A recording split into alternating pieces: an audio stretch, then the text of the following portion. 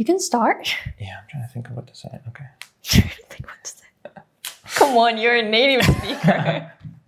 It's different. It's not Speaking on different. camera is different to speaking It's not casually. different. I'm doing this in a different language. Okay, hello everyone. So welcome back to the channel. So we have Eigo otaku no here with us again today. Hello. And we don't necessarily have one specific plan for this video. I don't know what we're going to talk about today. You just have a list of things that you want to talk about. Yeah. But like, except that, I don't know Yeah. what we're going to do. Yeah, so a couple different topics we might cover, just kind of rough, real English. Yeah. That's going to be great listening materials for you guys too. So Yeah, so enjoy.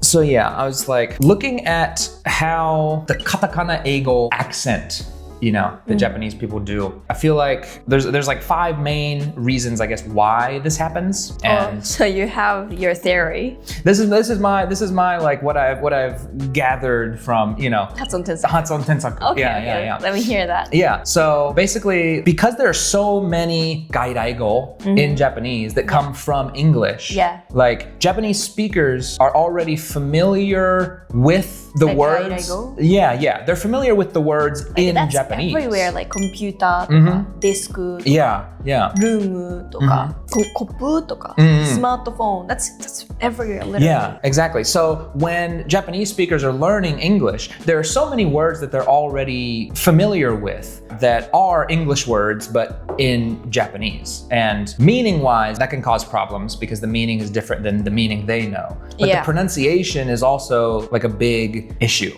So from native speakers' perspective, how hard it is to listen to Japanese accent English? It depends on the person. So for me, because I speak Japanese and I talk with Japanese people all the time, I know what they're saying like 99% of the time. But even I still, there are certain words where they'll say it in the kind of like katakana eigo, and I have no idea what they're saying. Like the first time I heard like uirusu. Right? That's totally different. Word. Completely different.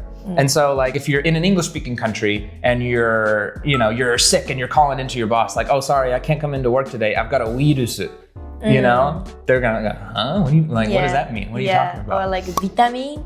It's a vitamin. Yeah. Vitamin C, vitamin A. Yeah. So that's totally different. Yeah. And so the way to break this, I guess, to break this habit, there's like a couple different points I think you can But for those words that's completely different, we just have to memorize them. You just have to memorize them. Just forget the gairaigo, forget the Japanese word, and look at it as a totally new word. Yeah, we have to input as it is. Like it's not uirusu, but it's a virus. But for those words, that's quite similar, but it's not necessarily like English sounds. Yeah. Those ones are tricky. Like something.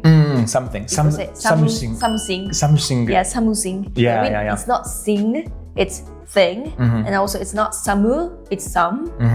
So like if we have like 2 mistakes in just one word, then it's really hard for you guys to understand. Yeah, it completely changes how we're used to hearing these words. Yeah, I guess. So how are you gonna explain them all? So I think there's 5 kind of basic points. I guess 2 you can kind of put in one, I guess. But the first is like what we call intrusive vowels. Intrusive vowels. Yeah, so like after a consonant, where in Japanese, almost every single time you say a consonant in Japanese, it is followed by a vowel sound. Yeah. So like if you said stop, stop, right? You always have that afterwards. But in English, we don't have that. We stop on the P sound on that consonant. So this kind of recognizing where these intrusive vowels come in and being able to consciously eliminate those, that's like a huge step already.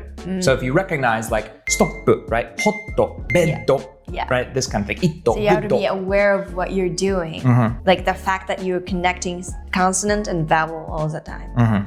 Yeah, that's the biggest hurdle, I guess, to recognize what you're doing while you're speaking. Yeah. Because when we're speaking in a different language, a lot of things in your head, right? The words and nuance and grammar and pronunciation. So during that time, being aware of those sounds difference is so hard. It's super hard. So that's the biggest one because intrusive vowels after consonants at the end of a word stop. Hot. Usually it's a stop consonant, we call them, right? Our plosive consonants, or an N, stopping on an N sound is something that Japanese people are a little more familiar with, but the N sound is so much different in English. And also consonant clusters. So like in cluster, that cluster of the K and the L consonants together. Group.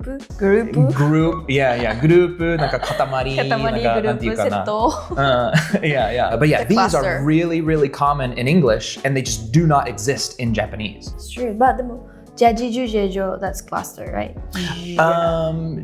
No. So phonetically, like in Japanese, and this is another thing that it is confusing for Japanese speakers because in Japanese you have like the mora, right? Which is like each character, each syllable, like ka is one mora. Yeah. But it's made up of two phonemes. It's made up of the k consonant and the vowel phoneme, right? Yeah. And so when we look at the phonetics, wherein like if we're looking at the gojuon, hiragana? Yeah. Like if you look at that, then yes, like ja is two mora put together. Pya とか、fa とか. Yeah. When you write them out in romaji or something, you might write it out as like ja is like J-Y-A or something. So you might think that that's a cluster, but that j is one phoneme, right? So it's still just the one sound. There's just no time in Japanese where we have these kinds of consonants together. They're always separated by vowels.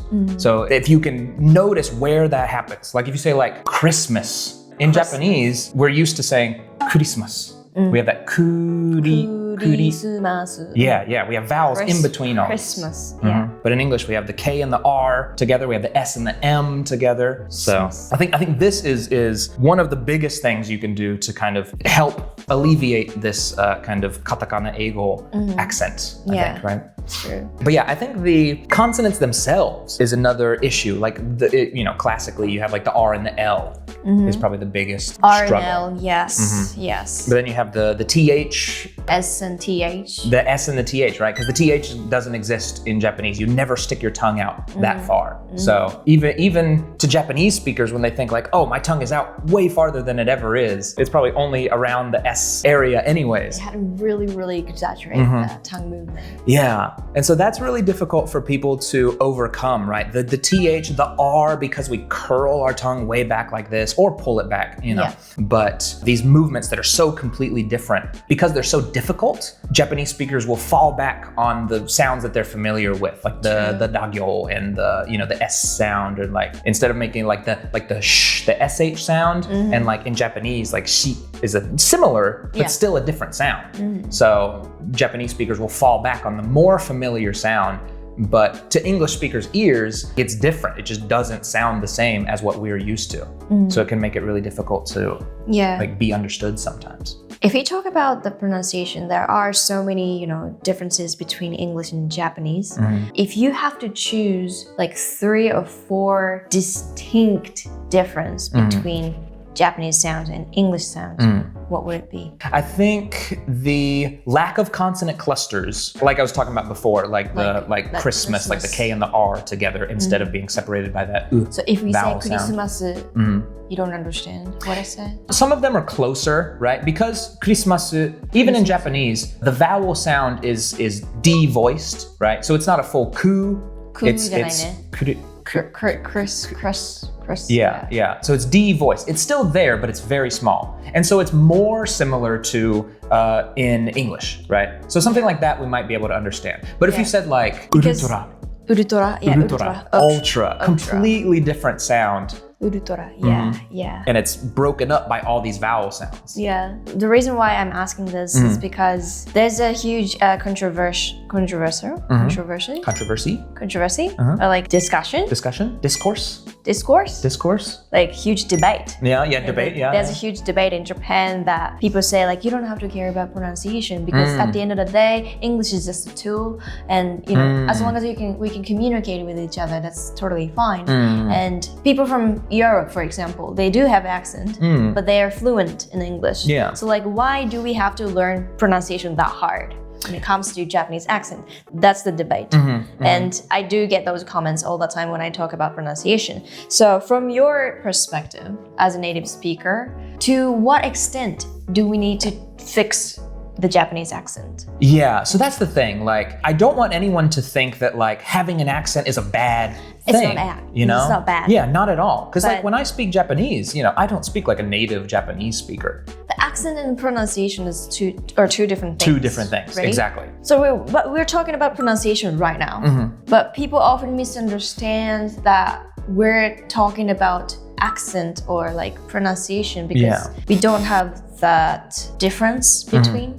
But you know what I mean? Like, people confuse with accent and pronunciation. So when we talk about pronunciation and we go like, oh, we have to fix this because you're pronouncing it wrong, then they get a bit offended. Yeah. They're like, oh, my accent is bad and I have to change everything from scratch. Yeah. But I don't want them to think in that way because having an accent is a beautiful thing. You can keep that. But still, if you don't fix your pronunciation, then it's not going to be a smooth conversation.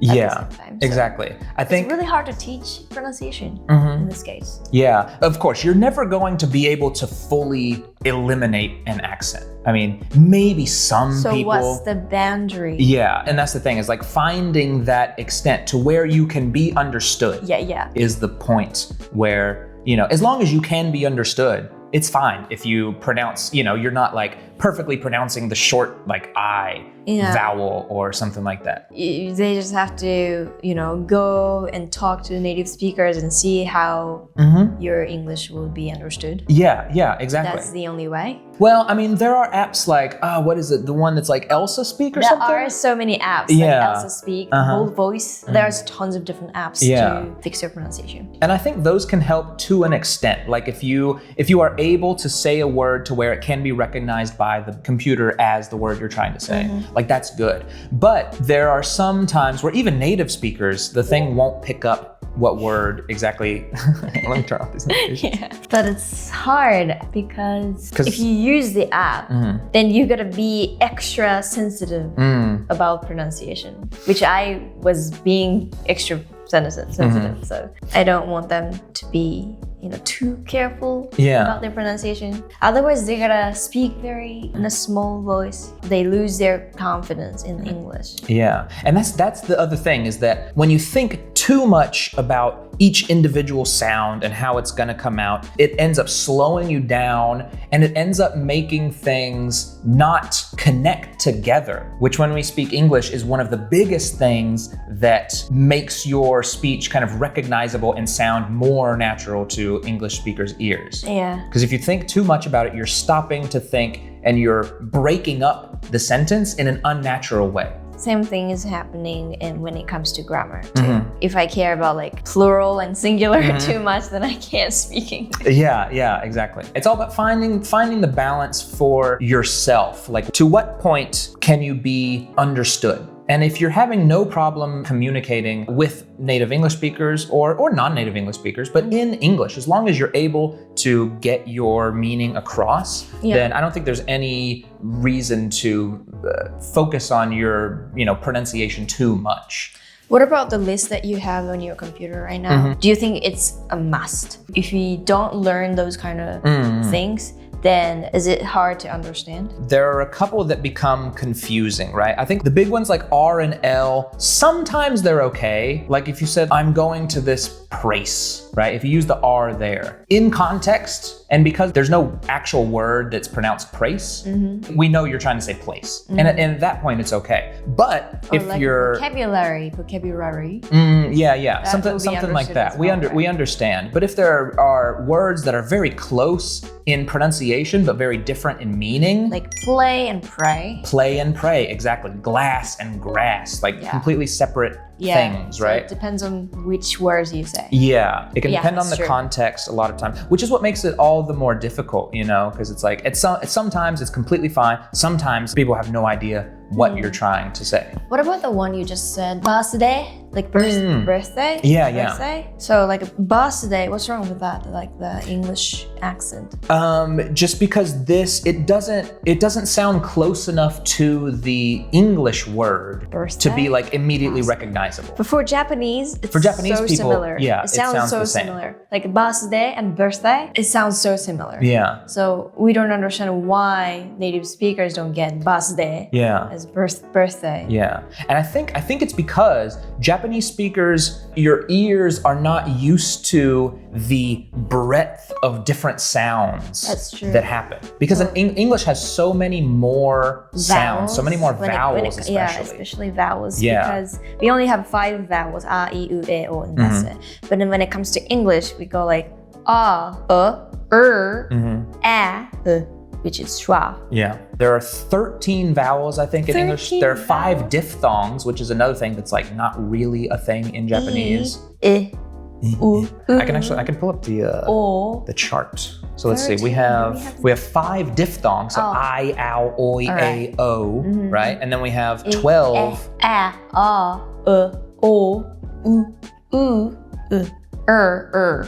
And so this is another point that I had written down, right? The vowels all merging into the 5 basic Japanese vowels when Japanese people speak. So like if you have the word like condition, right? Condition. Condition. We have 2 different vowels in 3 places. So we have the schwa, then the short I, then the schwa. Yeah. But none of these vowels exist in Japanese. So when a Japanese speaker says this word, it becomes condition. O-I-O, right? O-I-O, condition. Yeah. Condition. それからおいおってなってるところをにしないこのあたりの音がない日本語にはあいうえおだから And they're much more like in the middle vowels, the schwa, the short I, and they're very similar. Very aimai. Yeah, they're very aimai. They're very similar to each other. So Japanese speakers, they're used to a bigger gap between the vowels. They have the o and the e, which are very, very different. But here we have the and the it, which like that movement is not very big. And to native speakers, we're used to hearing this small difference. So we understand it immediately. But when you don't have this experience with this precise level of sound difference, it makes differentiation really, really difficult. That's going to be super challenging for Japanese. But that's the thing, that's is like, good point. We have these kind of things that make it inherently more difficult. But that doesn't mean it's impossible, right? It's not impossible. No. I've overcome most of the sounds. Exactly. Yeah, I still make some mistakes. Yeah. And that's totally okay, right? Because like 99.9% of the time, I know exactly what you're trying to say. Yeah. That is the biggest thing. If you can get your point across, then it's totally fine. But if you were, trying to get the smoothest, the most natural American pronunciation, right? And it changes if you're going to British English, to your Australian, New Zealand, like depending on the accent, it can change. Wow. Oh, I want to ask. So you've learned for your entire life, you've learned American accent, right? Can you mimic British accent? Is it how hard it is to change the accent?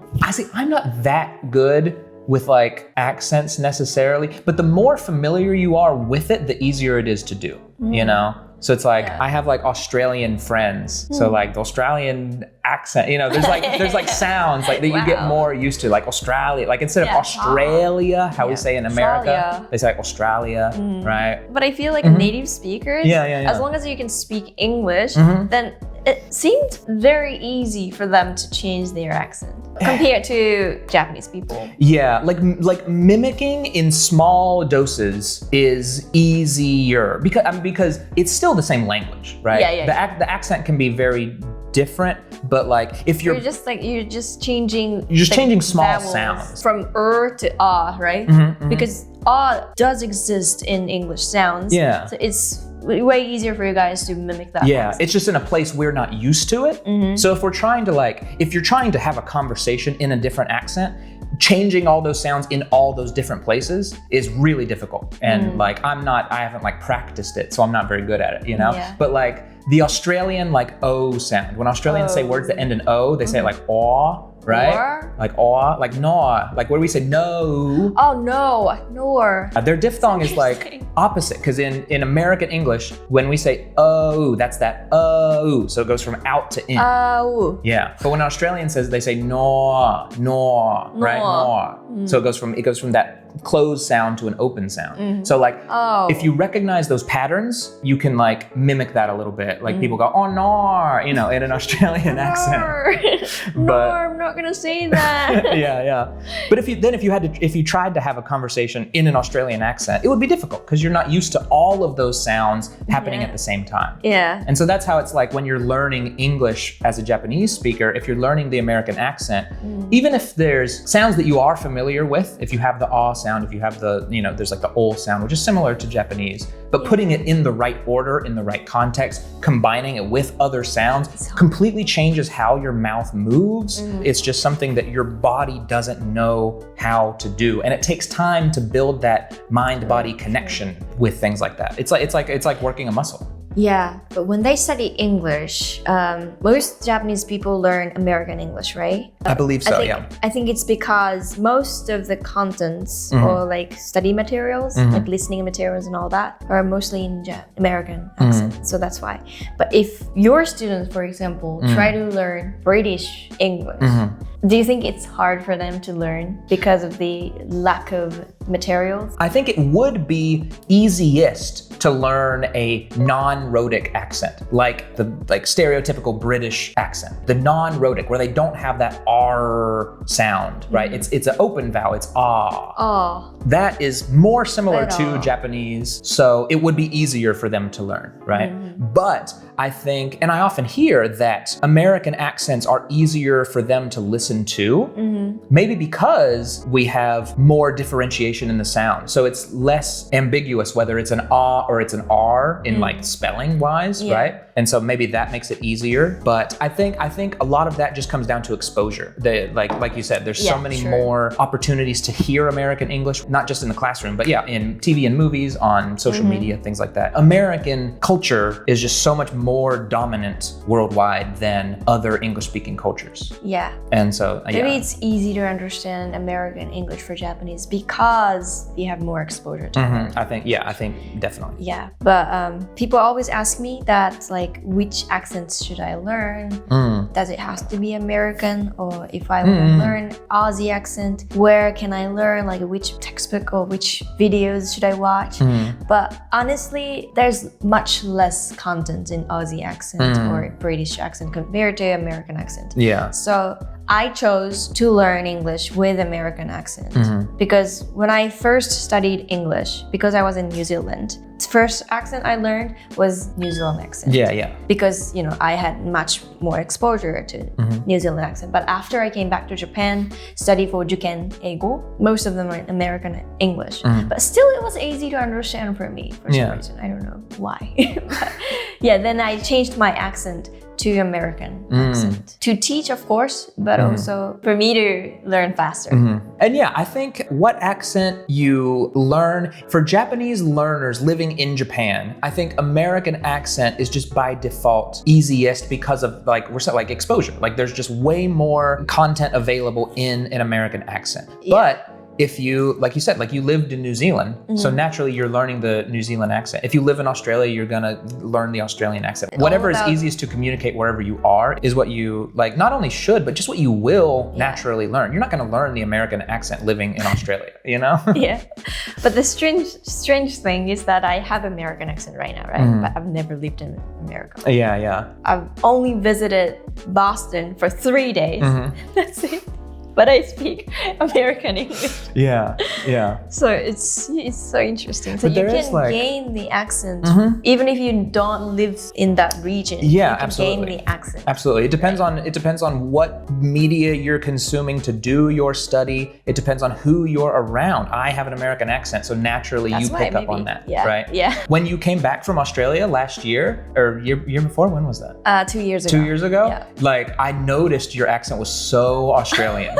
right? But that like, of course it is, because you're around Australians all day and you're speaking Australian English. Yeah. So of course you're going to come back with an Australian accent, you know? It's like if I moved to Kansai, like I'm sure I would start speaking more Kansai Ben, right? And so it's just like, it's your environment. It's what you are inputting is going to influence what you're outputting. I mean, that's just how it works. And we can apply that to learning, you know, English learning. Yeah. When you learn English, well, like if you want to improve listening or if you want to improve speaking, then listen to that certain accent more. Yeah. Then you can absorb naturally that skill, right? Yeah, exactly. So yeah, just like don't study when it comes to pronunciation or speaking. I think there are definitely patterns that you should at least be aware of their existence, right? The intrusive vowels, like the consonant. Like virus, virus, yeah. Virus of vitamins, birthday. Those ones are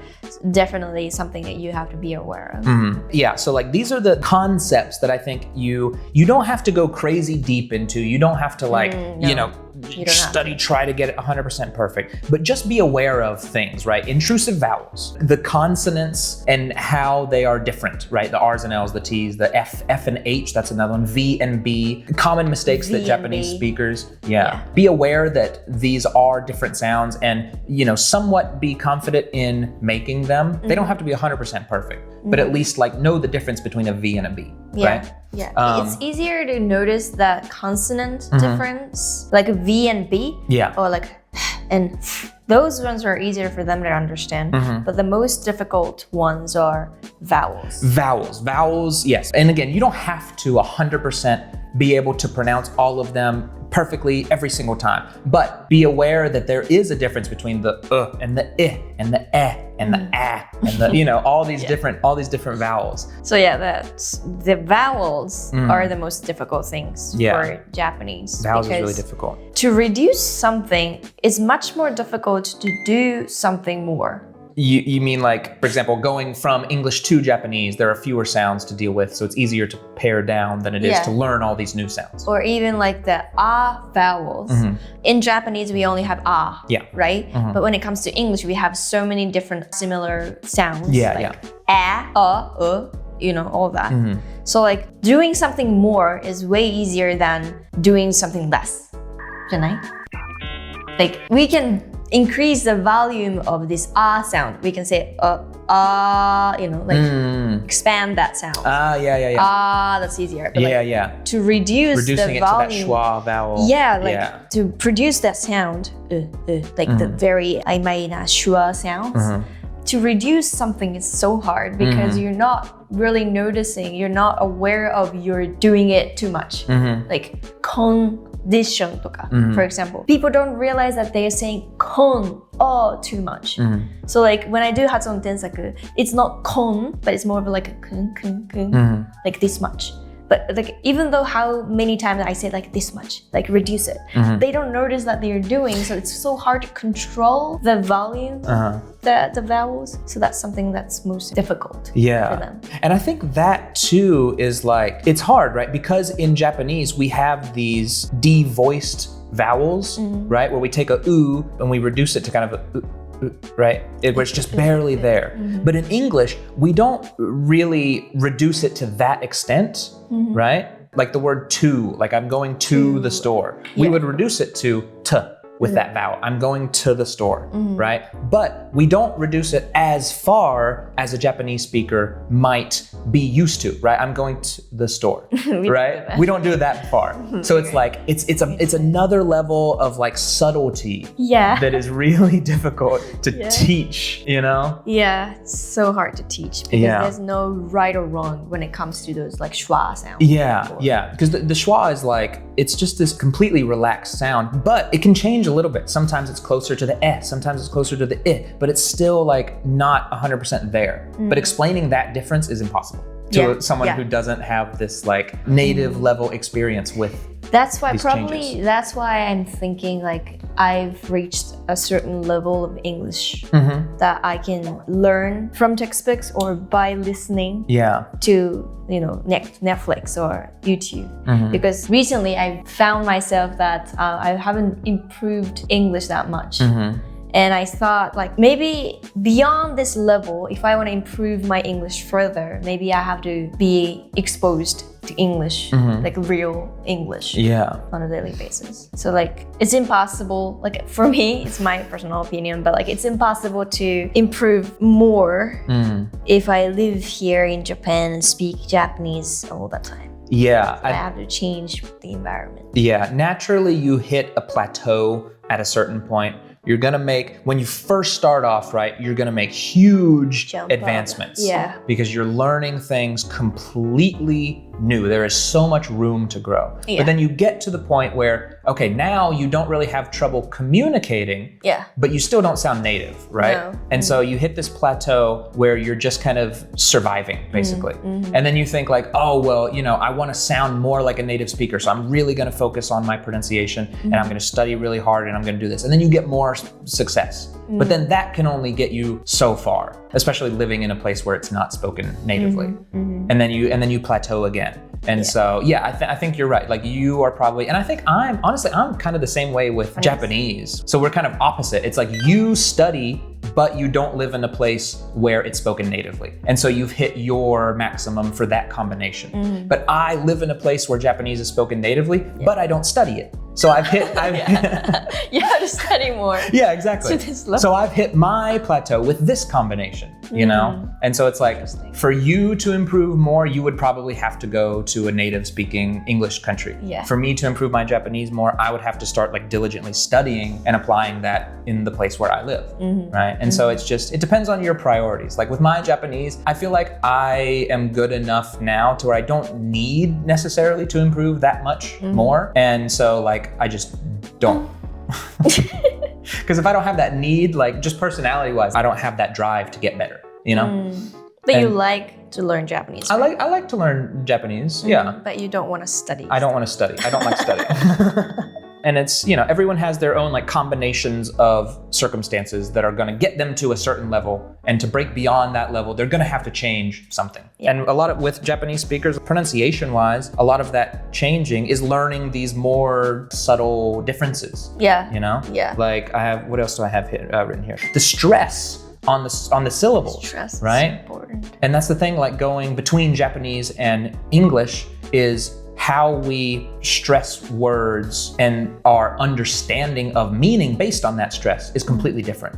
Because Japanese is not a stress-based language, it's a pitch accent. Pitch accent. Yeah, so like the difference between like hashi and hashi. Oh yeah, right? Yeah, so where hashi, the pitch hashi of the sound is going tells you about the meaning basically, right? Yeah. Whereas in English, we don't focus on the direction of the pitch, but we focus on what syllable is stressed. Stronger. Yeah, exactly. So like if we have the word rectangle. Rectangle. The stress is on that first syllable. Yeah, rectangle じゃなくてね. Exactly. Rectangle. So if you say to a native English speaker, like, oh, I drew this rectangle, you know? Like, we know what you mean, but it sounds off. Or like the length of the vowel is very sensitive in Japanese, right? If I said like ryoko versus like ryoko.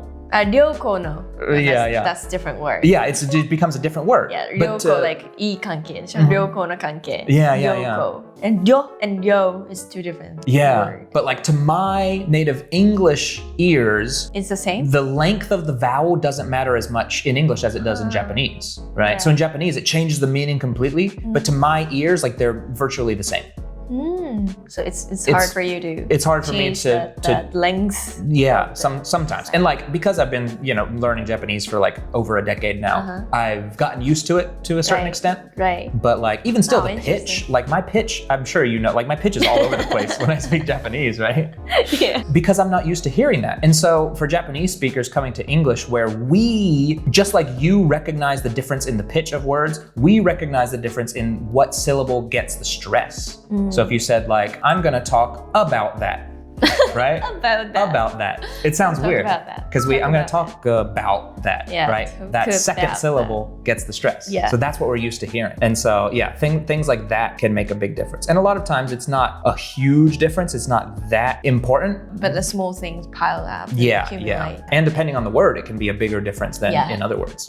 And then I think as far as like when I'm doing Hatsuon Tensaku, I noticed that Japanese speakers have this very staccato way of speaking. Staccato way of speaking? Yeah, like if I said staccato way of speaking, right? You hear it's stopping. Like ba, ba, ba, ba, ba. Yeah, there's these stops in between each sound.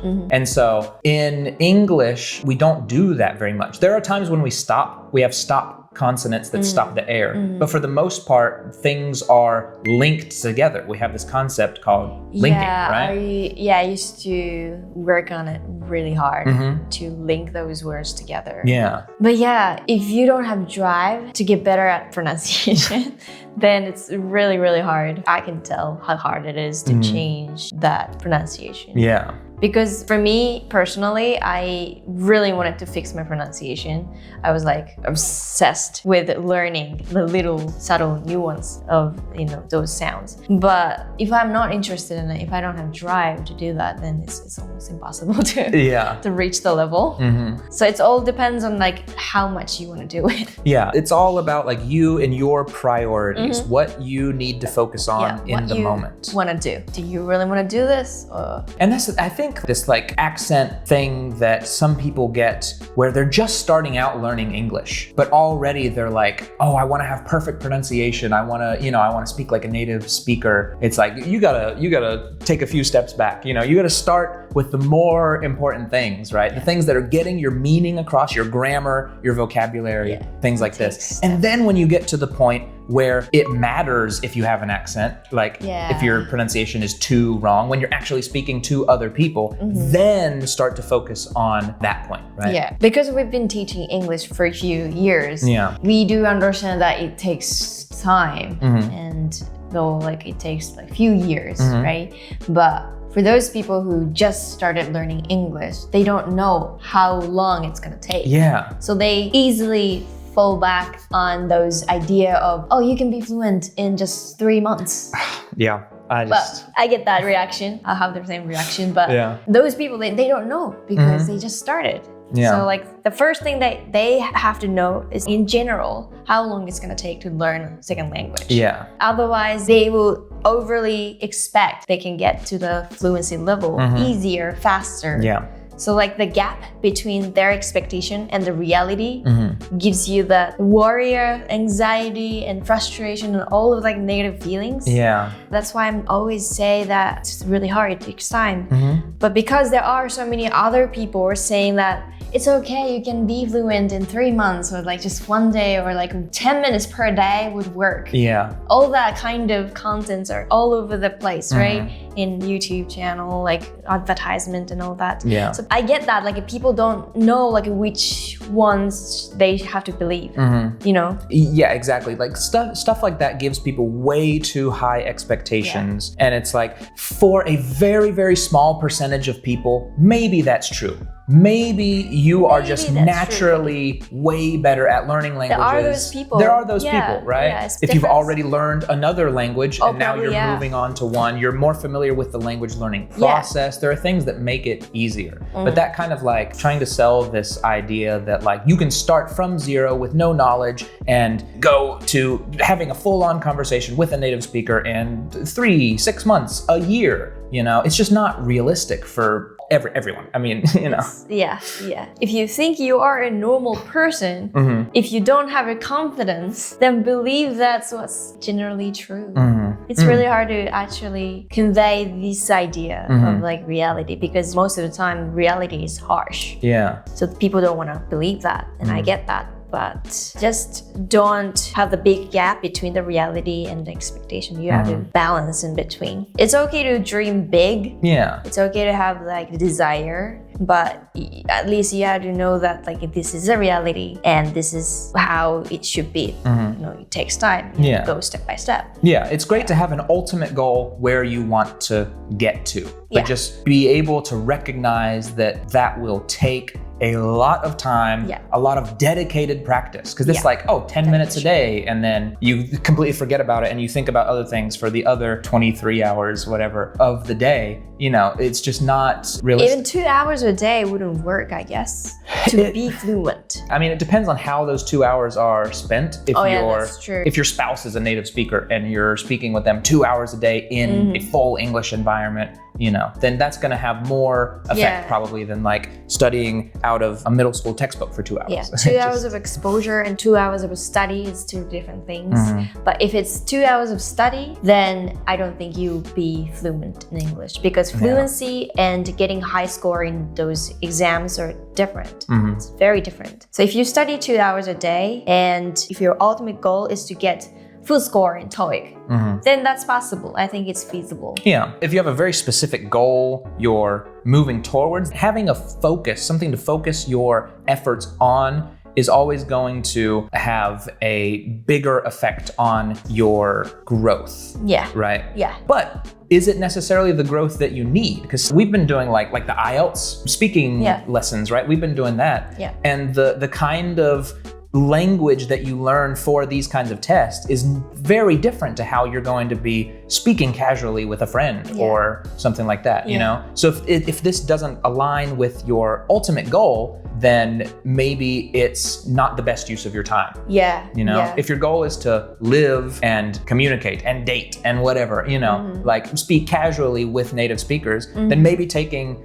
a test like the IELTS or the TOEIC, you know, more like academic English is not the best use of your time. You know, go out and try and find people to speak with. Try and find an English speaking partner, you know, something like that. I wish I could take that option. Yeah, exactly. It makes it so much easier. But like study in the environment that matches your goal, I think, and you will have the most success. Yeah. You know, setting a goal is sometimes so hard for certain people. Like, I said in my community, like, what's your goal? Like, what do you want to do with English in the future? And most of people, they go like, I don't know. I just want to I want to speak English, you know? It's very, very broad. Yeah. In that case, they can easily get lost of what they're doing, what they want to do. Yeah. But it's really hard to help to decide their goal, because at the end of the day, that's their life. So I can't really say like, this can be your goal. You have to pursue this way. I cannot say that, but they have to have their rigid goal to, you know, do this long English learning journey. So all the time I just have to ask, like, what's your goal? What do you want to do? Until they find their answer on their own. I have to keep asking.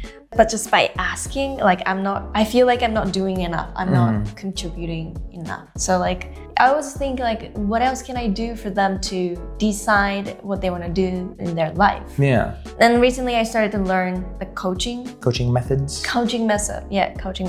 I think it helps a lot when it comes to English learning. So English learning is very, very deep because you cannot only learn grammar. You have to learn pronunciation. And you have to learn the different culture. And you have to know that what you want to do in your life.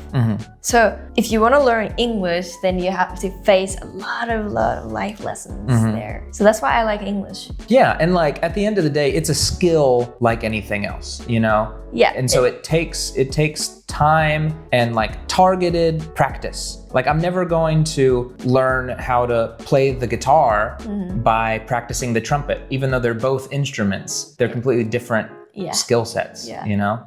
So if you want to learn pronunciation, you have to put more effort like specifically on pronunciation. But, you know, I think that's kind of a later skill. I think there are more basic skills that should be attended to first. You know? People say English is just a tool. For me, English is not just a tool. It tells you a lot of important life lessons. I learned a lot from English learning, like how I can become patient and like effort will pay off, you know, that kind of thing. I learned it from English learning. So that's why I can be consistent to do the YouTube and the business and all that. It all stems from English learning. And just like we talked about, I mean, it's the same way. Like you have English as your focus that guides your business life. and that guides your YouTube, your content. You know, you're not just making like anything, you make English content. So you have this focus. So when you're learning English, have a focus, have like a specific place that you want to get towards rather than just saying, I want to learn English. What do you want to learn English for, right? I want to be an academic. Okay, so I learn academic English. I want to have friends. Okay, well then learn more casual speech, you know, try and talk with people. I want to, you know, understand English music, listen to more English music, things like that. Yeah, you know? do what works for you. Yeah. Do what you love. Yeah. There's no certain right way to learn English. There's no one size fits all method or anything. Yeah, exactly. Is that what you want to say in this video? We've been talking about specific topics, but the video kind of has become a broad topic video.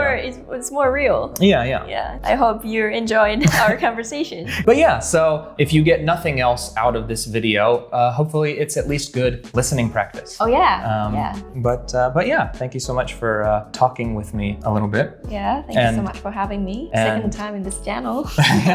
But yeah, okay, so you do this all the time. I do this all the time. I'm so bad. I don't know how to end or start videos. Moment came. Okay, bye-bye. See ya. See ya.